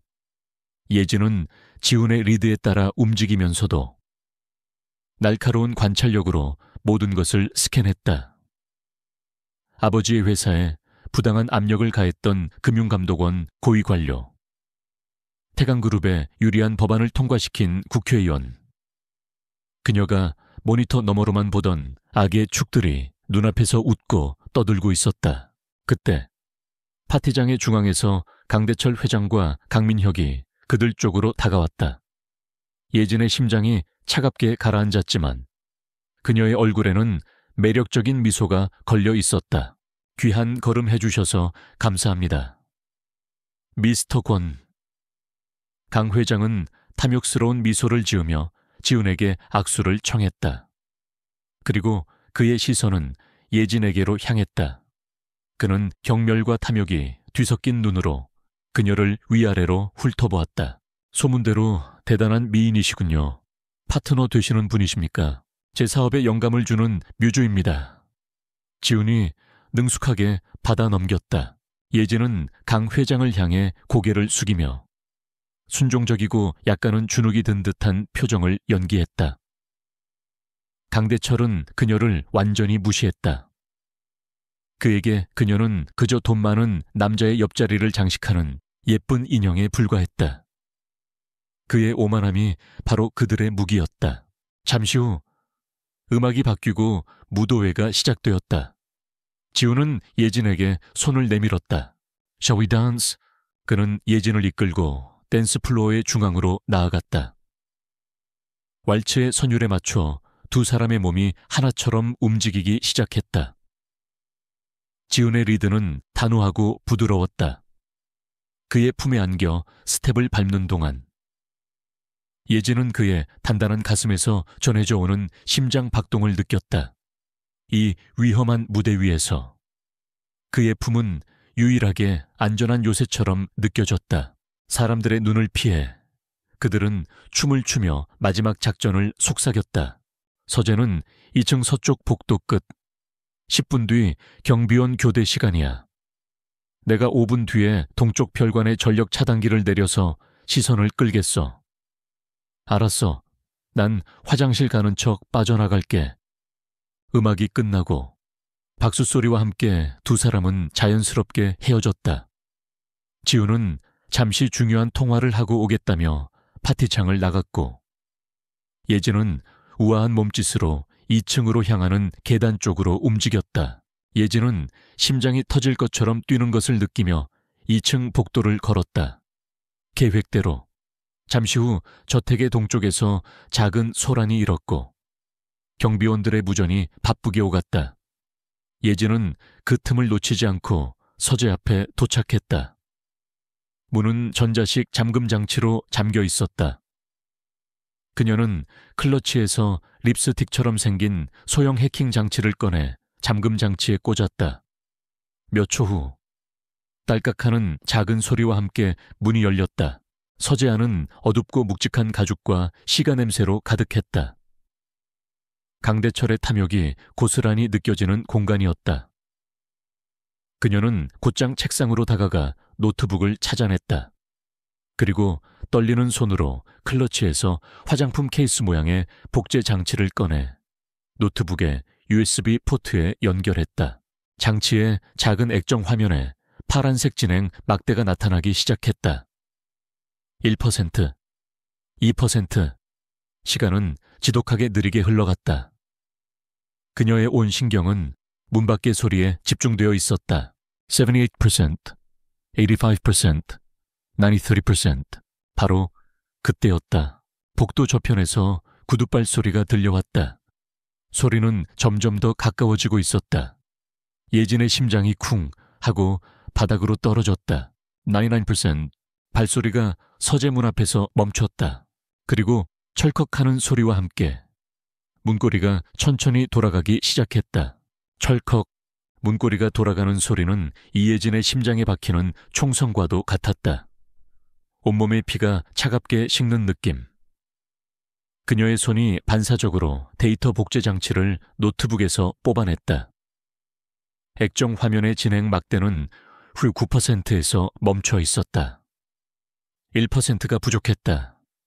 실패인가? 문이 열리는 찰나의 순간 그녀는 거대한 마호가니 책상 아래의 깊숙한 그림자 속으로 몸을 던졌다. 거의 동시에 서재 안으로 누군가 들어섰다. 묵직한 가죽 소파가 그녀의 몸을 아슬아슬하게 가려주었다. 그녀는 숨을 죽인 채 클러치백 안에 넣은 복제 장치를 부서져라 움켜쥐었다. 젠장, 여긴 또 왜 이렇게 어두워? 들려온 것은 강대철 회장의 위압적인 목소리가 아니었다. 술기운이 섞인 강민혁의 짜증스러운 목소리였다. 그는 벽에 스위치를 더듬어 서재의 보조 조명 하나를 켰다. 은은한 불빛이 서재를 비추었지만 다행히 책상 아래까지는 닿지 않았다. 아버지는 꼭 쿠바산 시가만 찾으신다니까. 귀찮게 그는 투덜거리며 책상 옆의 시가 보관함으로 향했다. 예진과의 거리는 불과 서너 걸음. 그녀는 그의 구두 끝이 시야에 들어오는 것을 보며 심장이 멎는 듯했다. 만약 그가 고개를 숙여 책상 아래를 보기라도 한다면 모든 것이 끝장이었다. 민혁은 능숙하게 시가 몇 개를 꺼내 케이스에 담았다. 그는 한순간 아버지의 노트북을 무심코 쳐다보았다. 예진의 심장이 철렁 내려앉았다. 그녀가 방금 전까지 만졌던 바로 그 노트북이었다. 하지만 술에 취한 민혁은 아무것도 눈치채지 못했다. 그는 하품을 한번 길게 하더니 이내 서재를 나갔다. 문이 다시 닫히고 서재에는 정적과 예진의 거친 심장 소리만이 남았다. 그녀는 한참을 더 기다린 후에야 조심스럽게 책상 밑에서 기어나왔다. 온몸이 식은땀으로 젖어 있었다. 그녀는 떨리는 손으로 복제 장치를 다시 한번 확인했다. 놀랍게도 액정 화면에는 복사 완료 100%라는 글자가 떠 있었다. 아마 그녀가 장치를 뽑는 순간 마지막 데이터가 전송된 모양이었다. 천운이었다. 예진은 장치를 클러치 100 깊숙이 넣고 서재를 빠져나왔다. 심장을 진정시키며 복도를 걷는데 모퉁이를 도는 순간 예상치 못한 인물과 마주쳤다. 순찰 경로에 없던 경비원이었다.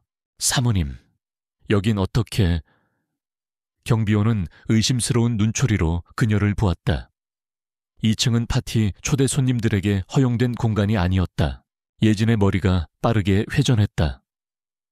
그녀는 순간적으로 당황한 듯 수줍은 표정을 지으며 대답했다. 어머, 죄송해요.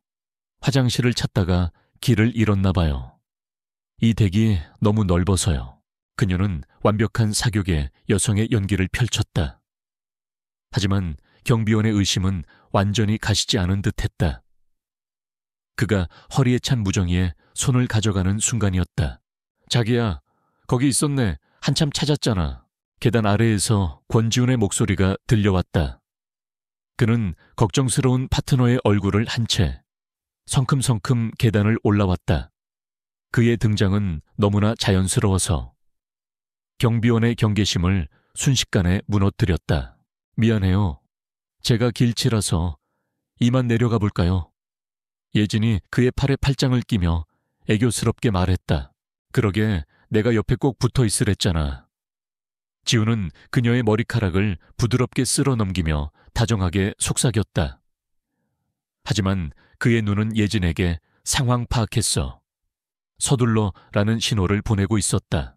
두 사람은 경비원에게 가벼운 눈인사를 하고 계단을 내려왔다. 등 뒤로 경비원의 시선이 느껴졌다. 그들이 부분적으로 발각되었다는 것을 알 수 있었다. 더 이상 지체할 수 없었다. 그들은 다른 손님들 틈에 섞여 최대한 자연스럽게 파티장을 빠져나왔다. 차에 오르는 순간까지 예진은 등 뒤에서 강대철 회장의 차가운 시선이 느껴지는 것 같았다. 그가 무언가 눈치챘을까? 아니면 단순한 기우일까? 펜트하우스로 돌아오자마자 긴장이 풀린 예진의 다리가 후들거렸다.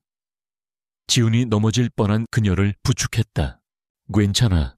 그의 목소리에는 드물게도 진심 어린 걱정이 묻어 있었다. 네, 괜찮아요. 김요원은 초조하게 그들을 기다리고 있었다. 그는 예진이 건넨 클러치에서 복제 장치를 꺼내 곧바로 자신의 시스템에 연결했다. 데이터는 확보했습니다. 지금부터 암호 해독에 들어갑니다. 모니터 위로 의미를 알 수 없는 문자와 숫자들이 폭포수처럼 쏟아져 내렸다. 김요원의 손가락이 키보드 위에서 현란하게 춤을 추기 시작했다. 군사 등급의 다중 암호화입니다. 뚫는데 시간이 좀 걸리겠습니다. 초조한 기다림의 시간이 흘렀다. 예진은 소파에 앉아 마른 입술을 깨물었다. 지우는 그녀의 옆에 앉아 아까 파티장에서 그랬던 것처럼 조용히 그녀의 곁을 지켰다. 그의 침묵은 그 어떤 말보다 더 큰 위로가 되었다. 몇 시간이 지났을까? 새벽의 푸른빛이 창문을 물들일 무렵 김요원이 환호성을 질렀다. 뚫었습니다. 1차 방화벽 해제. 모니터에 마침내 의미를 가진 폴더와 파일들이 나타나기 시작했다. 수많은 차명 계좌, 자금 흐름도, 거래 내역, 거대한 비자금의 실체가 눈앞에 펼쳐졌다. 아이준, 예진은 화면으로 다가갔다. 금융 분석가로서의 본능이 되살아났다. 그녀는 김요원 옆에 서서 복잡한 데이터의 흐름을 빠르게 읽어 내려가기 시작했다. 이 거래 패턴은 해외 조세피난처를 이용한 전형적인 자금 세탁 방식이에요. 여기 피닉스라는 이름의 프로젝트 파일이 있어요. 열어주세요. 김요원이 파일을 열자 그 안에는 유진 바이오를 무너뜨리기 위한 치밀한 계획서가 들어있었다. 언론 조작 계획, 정치권 로비 내역, 심지어 이 회장을 공격했던 폭력 조직과의 자금 거래 내역까지 희미하게 남아있었다. 이것만으로도 강대철을 궁지에 몰아넣을 수는 있었다. 하지만 결정적인 한 방이 부족했다. 모든 거래의 주체와 대상이 코드네임으로 처리되어 있었기 때문이다. 이 코드네임들을 풀 수 있는 키가 필요합니다. 지훈이 낮은 목소리로 말했다. 그렇지 않으면 이 모든 건 그저 정황 증거일 뿐이야. 그들은 밤을 새워 데이터를 분석했다. 그리고 마침내 가장 민감하고 거액의 거래에 반복적으로 등장하는 코드네임 하나를 발견했다. 베로메티우스. 그 이름을 본 순간 예진의 뇌리를 스치는 기억이 있었다. 태강그룹과의 합병 협상 당시 강대철 회장의 옆을 그림자처럼 지키던 남자가 있었다. 그룹의 재물을 총괄하는 최경환 전무.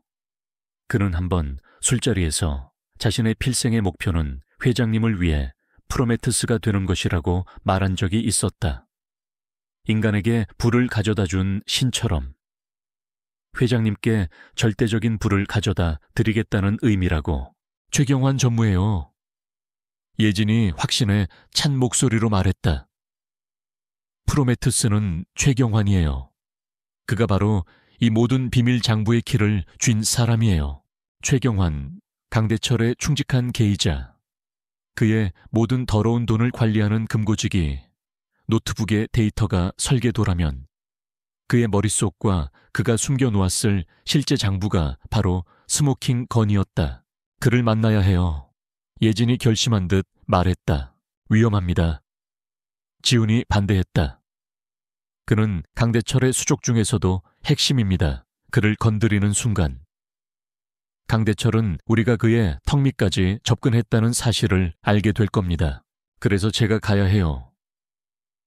예진이 지훈의 눈을 똑바로 쳐다보며 말했다. 그녀의 눈에는 더 이상 두려움이 없었다. 전 그를 만난 적이 있어요. 그의 성격을 알아요. 그는 강대철을 향한 비틀린 충성심과 동시에 언젠가 버림받을지 모른다는 극심한 두려움을 가진 인물이에요. 그 균열을 파고들 수 있는 사람은 저뿐이에요. 지훈은 한동안 말이 없었다. 그는 그녀의 눈 속에서 불타오르는 결의를 보았다. 더 이상 말릴 수 없다는 것을 알았다. 이것은 그녀의 전쟁이었고 그녀는 자신의 방식으로 싸우려 하고 있었다. 작전의 가장 위험한 마지막 단계가 눈앞에 다가오고 있었다. 그들은 마침내 용의 심장을 향한 비수를 찾아냈다. 이제 남은 것은 그 비수를 꽂아 넣을 사람의 용기뿐이었다. 용의 심장을 향한 비수를 찾아냈다. 하지만 그 비수를 꽂아 넣기 위해서는 용의 동굴로 들어갈 미끼가 필요했다. 이혜진은 스스로 그 미끼가 되기로 결심했다. 최경환 전무를 직접 만나는 건 너무 위험합니다. 권지훈이 반대했다. 그의 목소리에는 작전 팀장으로서의 냉철한 판단과 그녀를 향한 인간적인 걱정이 뒤섞여 있었다. 그는 궁지에 몰린 쥐입니다. 무슨 짓을 할지 몰라요. 그래서 그를 궁지로 몰아야 해요. 예진의 눈빛은 흔들림이 없었다. 그녀는 펜트하우스의 스마트 테이블에 태강그룹의 지배 구조도를 띄웠다. 최경환은 강대철의 가장 날카로운 창이자 가장 단단한 방패예요. 그를 흔들려면 그가 지키고 있는 성벽 자체를 무너뜨려야 합니다. 그가 더 이상 강대철이라는 방패 뒤에 숨을 수 없다고 느끼게 만들어야 해요. 그녀는 대담한, 거의 미친 것처럼 보이는 작전을 제안했다. 그것은 어둠 속에서의 비밀 접촉이 아니었다. 대낮, 적의 심장부에서 벌이는 정면 대결이었다. 태강그룹은 내일 오전 유진바이오 인수건을 최종 승인하기 위한 긴급 이사회를 엽니다. 저도 유진바이오의 주요 주주 자격으로 그 이사회에 참석할 법적 권리가 있어요. 그 자리에서 피닉스 프로젝트를 터뜨릴 겁니다. 김 요원의 얼굴이 하얗게 질렸다. 그건 자살 행위입니다. 강대철 회장이 가만히 있지 않을 겁니다. 알아요. 하지만 그게 제 목표예요. 예진의 입가에 차가운 미소가 번졌다.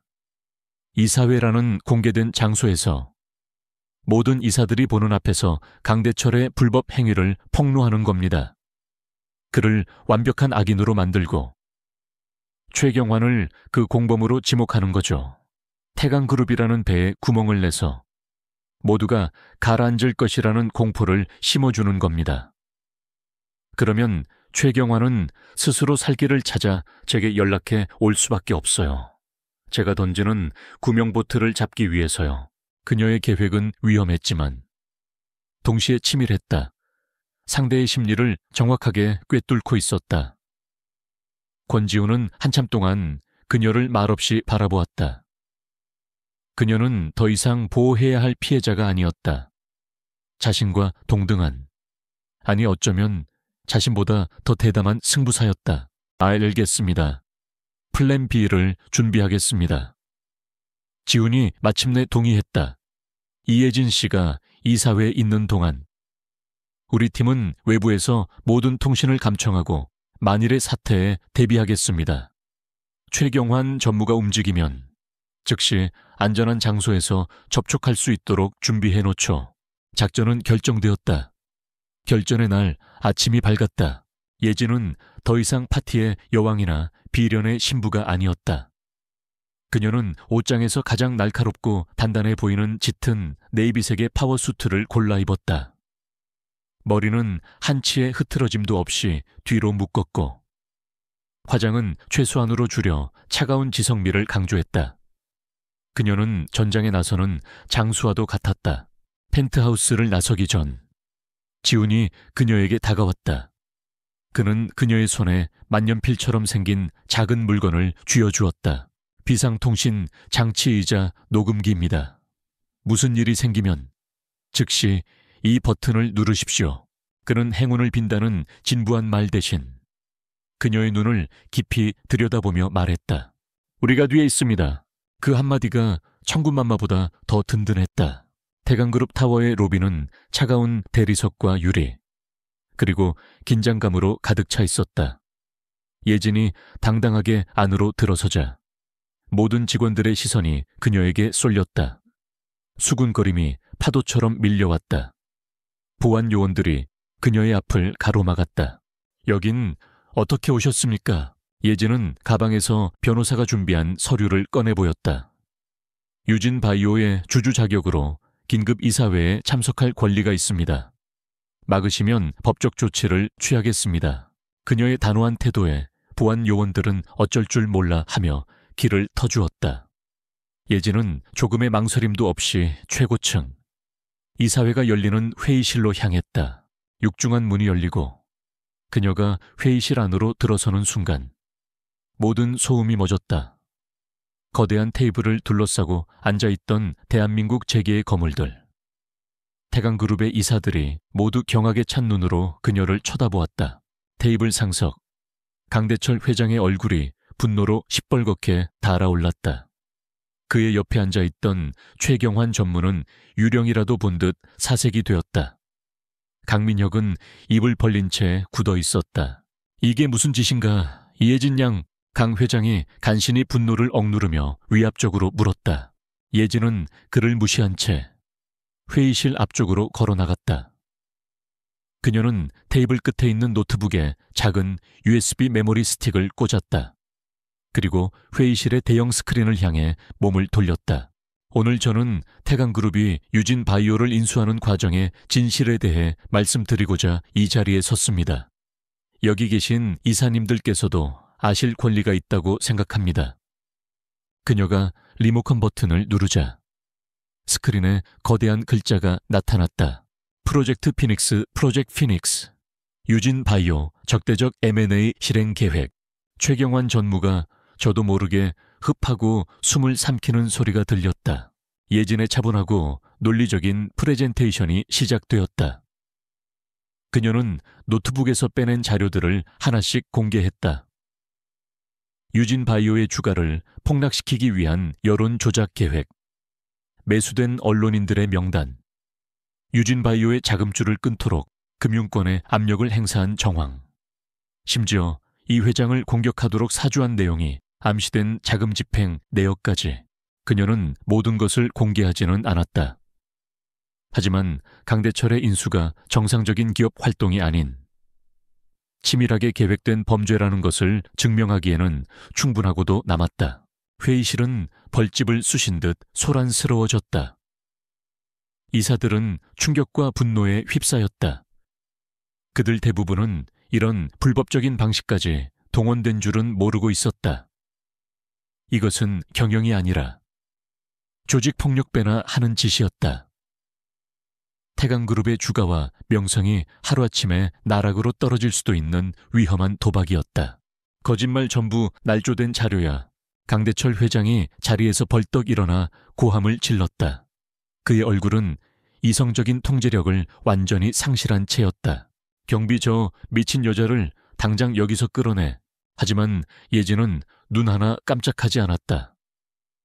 그녀는 프레젠테이션의 마지막 페이지를 띄우며 결정적인 한 방을 날렸다. 그녀의 시선은 강대철이 아닌 최경환 전무에게 정확히 꽂혔다. 이 모든 계획을 입안하고 실행하신 분이 바로 저기 앉아 계시는 최경환 전무님이시죠. 노트북에 프로메테스라는 코드네임으로 모든 자금 집행을 직접 승인하셨고요. 맞습니까? 전무님.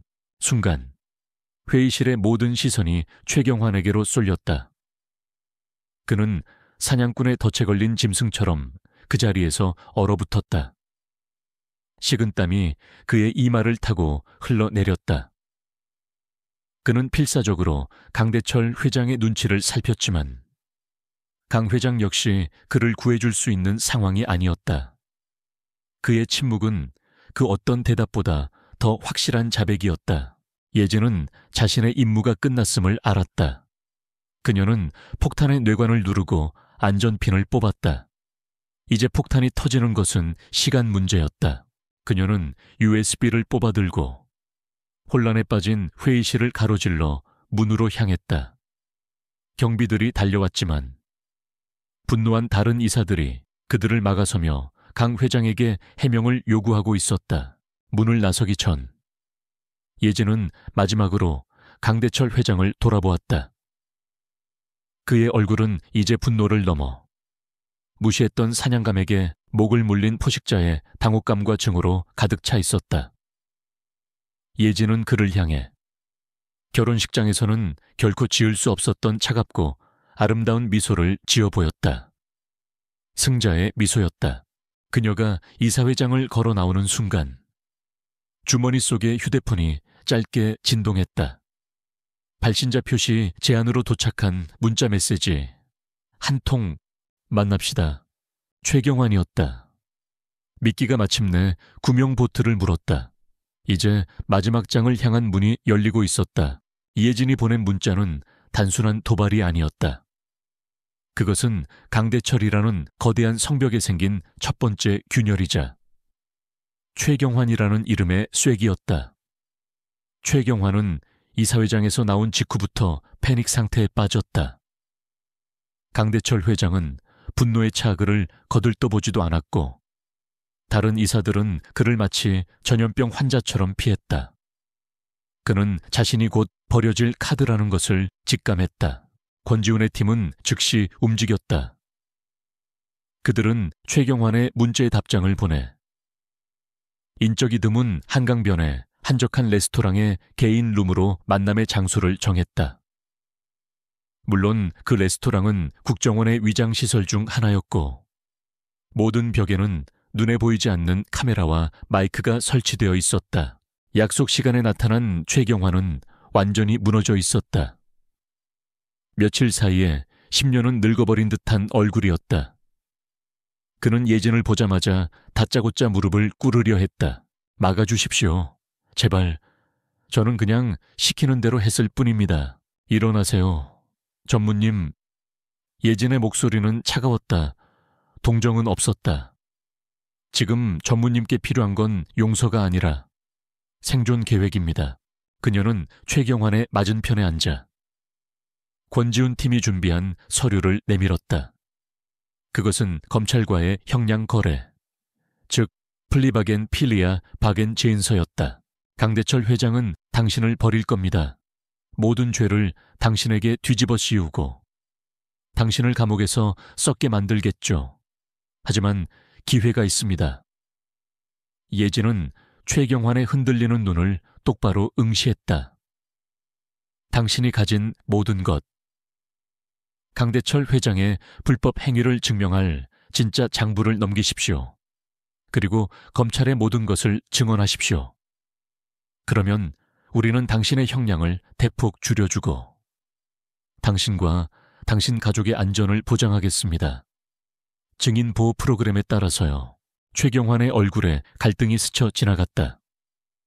강대철 회장을 배신하는 것에 대한 두려움, 그리고 이대로 모든 것을 짊어지고 감옥에 갈지도 모른다는 공포. 예진은 그의 마지막 망설임을 부술 카드를 꺼내 들었다. 전무님 따님, 지금 미국에서 유학 중이죠. UCLA에서 미술사를 전공하고 있다고 들었습니다. 강 회장님이 과연 당신이 입을 열 경우 따님을 가만히 내버려 둘까요? 그것은 결정타였다. 최경환의 눈빛이 무너졌다. 그는 떨리는 손으로 서류에 적힌 연락처를 가리켰다. 장부는 사무실에 없습니다. 강 회장이 개인적으로 관리하는 청담동의 한 아트 갤러리. 그곳에 비밀 금고 안에 보관되어 있습니다. 제가 안내하겠습니다. 마지막 퍼즐 조각이 맞춰졌다. 최경환의 증언과 그가 제공한 갤러리의 위치 정보는 검찰을 움직이게 할 충분한 명분이 되었다. 다음 날 새벽, 대한민국을 뒤흔들 거대한 작전이 시작되었다. 권지훈은 이 작전을 체크메이트라고 명명했다. 새벽 6시, 수십 대의 검은색 세단이 번개처럼 움직였다. 국정원 특수수사팀과 검찰 합동수사본부 요원들이 세 개의 목표를 향해 동시에 쇄도했다. 첫 번째 목표, 태강그룹 타워. 로비에 들이닥친 수사관들은 놀란 직원들을 뒤로하고 곧장 회장실과 재무팀 사무실로 향했다. 압수수색 영장입니다. 라는 외침과 함께 모든 서류와 컴퓨터가 압수되기 시작했다. 태강그룹의 심장이 순식간에 마비되었다. 두 번째 목표, 청담동 아트 갤러리. 권지훈이 직접 정계 요원들을 이끌고 현장에 진입했다. 최경환의 안내에 따라 갤러리 지하의 비밀 공간을 찾아냈고 그곳에서 거대한 티타늄 금고를 발견했다. 최고의 금고 해체 전문가가 동원되었다. 몇 시간에 걸친 작업 끝에 마침내 묵직한 금고문이 열렸다. 그 안에는 현금 다발과 보석들, 그리고 검은색 가죽으로 덮인 여러 권의 장부가 있었다. 지난 20년간 강대철이 저지른 모든 범죄의 역사가 담긴 스모킹 건이었다. 지훈은 장갑을 낀 손으로 그 장부를 조심스럽게 집어들었다. 세 번째 목표, 전국의 주요 은행들, 강대철과 그의 가족, 그리고 태강그룹의 모든 차명 계좌에 대한 지급정지 명령이 집행되었다. 그의 돈줄이 완벽하게 끊겨버렸다. 평창동 저택에서 아침을 맞이한 강대철 회장은 실시간으로 보고되는 상황에 처음에는 분노했지만 이내 상황이 돌이킬 수 없음을 깨달았다. 그의 철옹성 같던 제국이 모래성처럼 무너져 내리고 있었다. 그의 동물적인 생존 본능이 꿈틀거렸다. 그는 싸우는 대신 도망치기로 결심했다. 미녀가 당장 현금이랑 여권 챙겨 김포공항으로 간다. 개인 제트기 띄우라고 해. 그는 아들에게 소리치며 동시에 비서에게 전화를 걸어 마지막 발악을 했다. 당장 서버실의 모든 자료를 파기하고 회장실의 서류들을 전부 소각해 빨리. 하지만 그 통화 내용은 이미 감청되고 있었고 그의 마지막 명령은 증거인멸교사라는 또 하나의 죄목을 추가할 뿐이었다. 검은색 방탄 리무진이 미친 듯이 도로를 질주했다. 강대철과 강민혁은 김포공항의 개인 경락고를 향해 달렸다. 저 멀리 이륙 준비를 마친 제트기의 모습이 보였다. 희망이 보이는 듯했다. 하지만 경납고로 들어서는 입구, 그들의 앞을 여러 대의 검은 세단이 가로막았다. 급정거한 리무진의 타이어가 아스팔트 위에서 비명을 질렀다. 차에서 내린 것은 방탄조끼와 전술 장비로 무장한 국정원 요원들이었다. 그리고 그들 사이를 뚫고 권지훈이 천천히 걸어 나왔다. 그는 강대철이 탄 리무진의 창문을 노크했다. 겁에 질린 운전사가 창문을 내리자 지훈은 차가운 목소리로 체포영장을 낭독했다. 강대철 씨, 특정 경제범죄 가중처벌법상 횡령 및 배임, 뇌물공여, 증거인멸 교사 혐의로 긴급 체포합니다. 문이 열리고 한때 대한민국을 호령하던 회장이 요원들에게 팔을 붙잡혀 끌려 나왔다. 강민혁은 차 안에서 어린애처럼 울부짖고 있었다. 바로 그 순간 또 다른 차 한 대가 조용히 곁에 와서 멈췄다. 뒷문이 열리고 이혜진이 내렸다. 그녀는 화려한 수트도 드레스도 아닌 평범한 청바지와 재킷 차림이었다. 그녀는 이 모든 것의 끝을 자신의 눈으로 확인하기 위해 이곳에 왔다. 마침내 패배한 강대철은 권지훈의 차가운 눈빛과 그 옆에 서 있는 예진의 고요한 얼굴을 번갈아 보았다. 그의 눈에 실핏줄이 터질 듯한 분노와 증오가 이글거렸다. 내년 따위가 감히, 이 미천한 것들이 나를, 그의 마지막 발악이었다. 예진은 그를 향해 어떤 증오도 경멸도 보이지 않았다. 그녀는 그저 담담하고 차가운 목소리로 말했다. 이건 비즈니스였어요. 회장님, 당신이 시작한 그녀의 그 한마디에 강대철의 모든 것이 무너져 내렸다. 권지훈이 손짓하자 요원들이 강대철과 강민혁에게 수갑을 채웠다. 한때 황제처럼 군림했던 부자는 이제 초라한 범죄자가 되어 차가운 수사 차량에 구겨지듯 실렸다.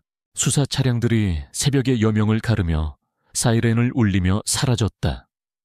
텅 빈 활주로 위. 예진과 지훈은 한동안 말없이 서 있었다. 길고 길었던 하룻밤.